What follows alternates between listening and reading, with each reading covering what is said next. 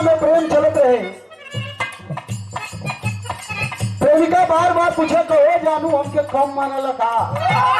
उनका नहीं यार, तोके तो हम इतना मानीला, इतना मानीला, इतना मानीला, उधर कोनो सीमा नहीं हो। तो कह जब मान हमके खूब मानेला तो ओ दिनवा देखले रही तोहार माई सिकड़ी बहुत बढ़िया पहले रल वह लिया के दे दा।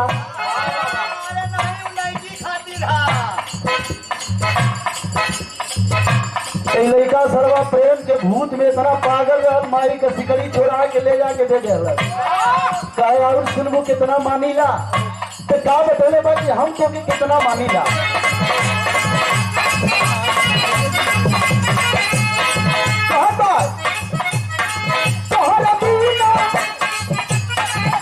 कहा तो माने बदे तोहरा पीना खाना पीना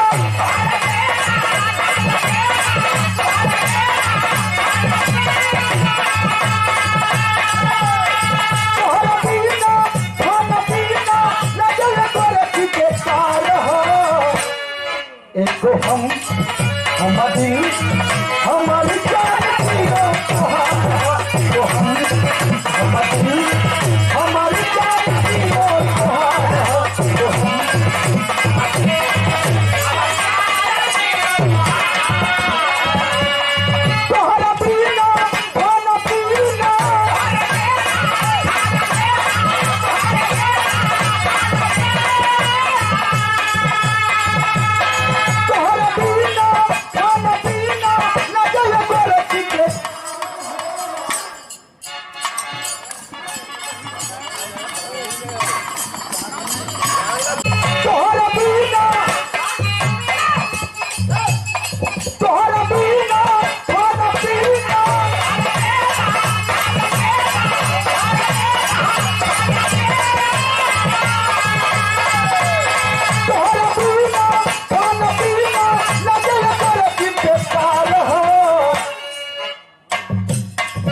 एको हम हमारा दिल हमारी जान एको हम हमारा दिल हमारी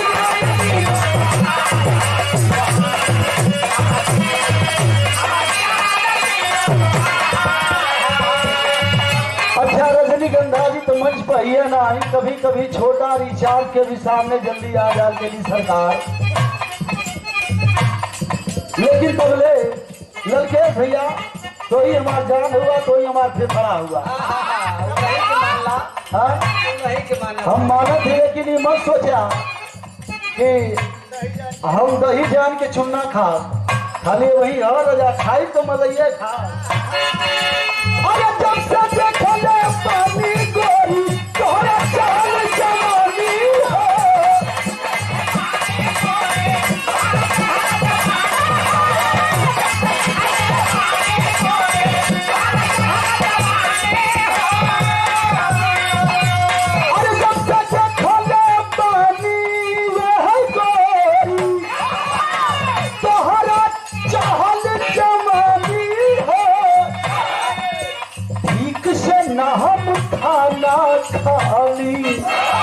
अरे ठीक से ना हम खाना खाली ना पीला पानी हो, ठीक से ना हम खाना खाली।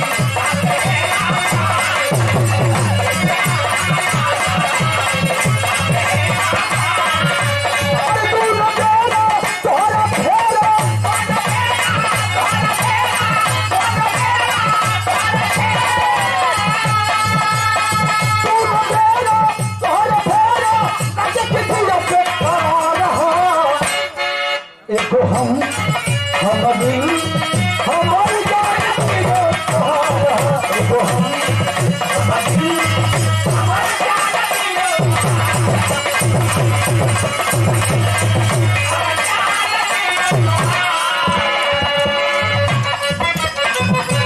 अरे वाह मास्टर, आजकल लड़का सौगावत हुआ। अरे 100 टिक्का ला दो जानू पिज्जा खिला दो।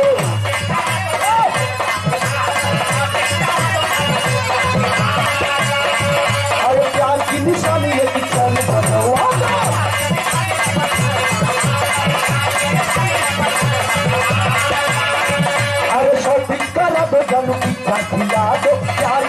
रानी एक चैन बनवा दे, यदि करते हो हमसे प्यार प्यार अरे प्यार।